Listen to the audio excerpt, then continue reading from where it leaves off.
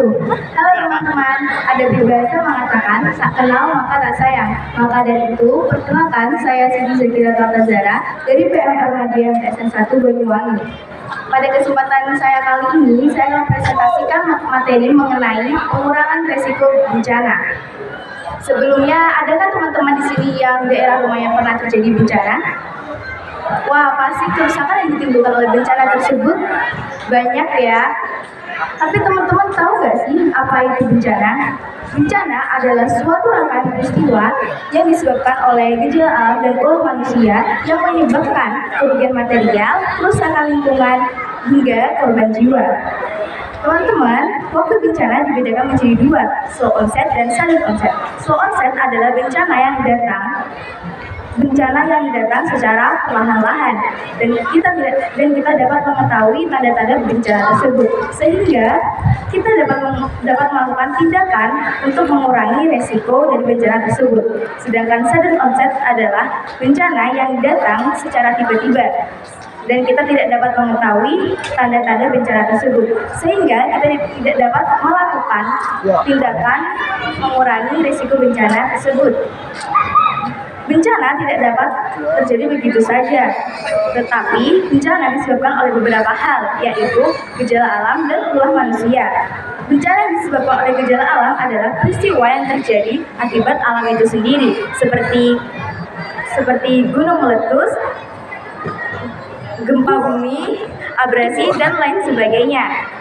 Sedangkan ulah manusia adalah peristiwa yang terjadi akibat ulah manusia sendiri, yaitu banjir, kebakaran hutan, dan kekeringan.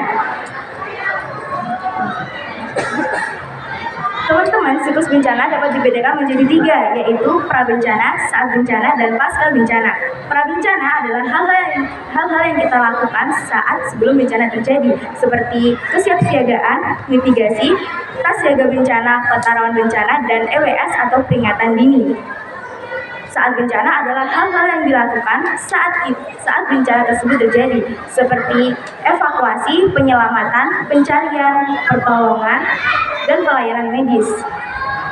Pasca bencana adalah hal-hal yang kita lakukan saat bencana tersebut telah terjadi, seperti rehabilitasi, rekonstruksi, healing, dan mitigasi.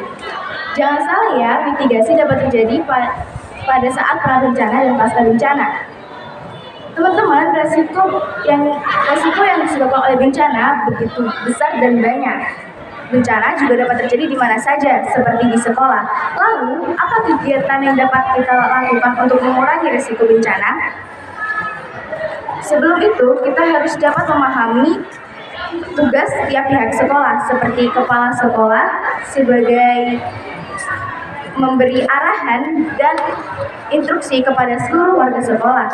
Guru, satpam, dan anggota PMR bertugas untuk mengarahkan seluruh warga sekolah ke tempat titik kumpul aman sementara. Setelah melakukan pemahaman tugas setiap pihak sekolah, kita masuk ke tahap advokasi, yaitu usaha yang dilakukan untuk mendapatkan izin dan dukungan dari pihak sekolah. Setelah melakukan izin, kita masuk ke tahap diseminasi, yaitu memberikan informasi berupa penyuluhan pengurangan resiko bencana. Kita bisa setelah melakukan diseminasi, kita melakukan evaluasi, yaitu mewawancarai siswa-siswi terhadap penyuluhan tentang pengurangan resiko bencana.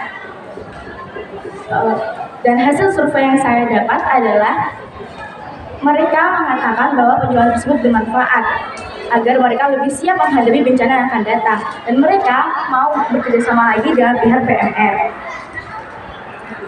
Kita bisa ambil contoh bencana banjir. Selain penyuluhan, saya melakukan kegiatan penghijauan dengan menanam pohon dan pembiasaan membuang sampah pada tempatnya.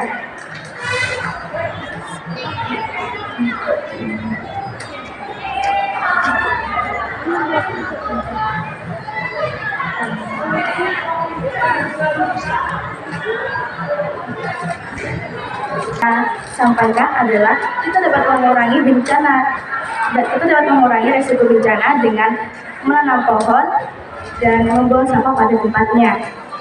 Lalu peran PMR Madi di sini adalah sebagai peer support untuk mengurangi resiko bencana. Sekian dari saya. Ada yang ditanyakan?